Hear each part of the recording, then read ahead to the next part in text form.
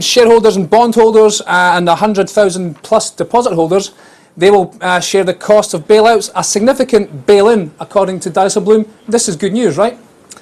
Yeah, I think it's definitely a step in the right direction, and it is going some way to try and get European banking union. I think there's a real concern that this deal doesn't get ratified. It's got to go through the European Parliament by the end of 2013. And actually, I think the big fear is when it comes to a bank in trouble is, are the countries going to stick to the rules, or are they going to be exceptional circumstances which require a different set of rules for that bank?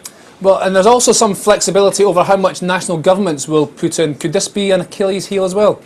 Yeah, exactly, and I think that's the problem. There's no hard, fast rules because they're trying to accommodate countries with massively different financial positions and banks that are completely different. So I think the idea is good. I think when it comes down to a bank failing, there's going to be a lot of squabbling, and actually countries are going to have to bail in the banks rather than the taxpayers.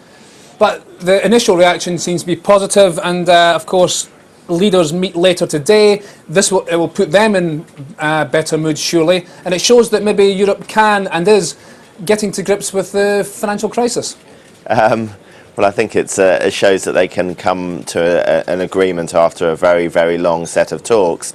And I don't think the European leaders have got a handle on what's going on in Europe. I think Germany has no interest in solving this crisis because it has an artificially weak currency, and they really are pulling the strings. So I think it shows they can make agreement, but it's an agreement that a lot of parties know won't actually come into force when it comes down to it.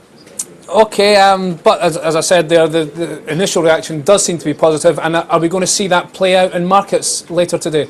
Yeah, I think we are going to see positive markets. I think we're taking our lead from Europe's taking its lead from China and the US very strongly, and I think this is a good opportunity to buy into markets at a discounted rate as we've seen this sell-off. I don't think the Fed are going to start tapering until Q1 2014 at the very earliest. So I think this is an opportunity to get involved and get long these stock markets.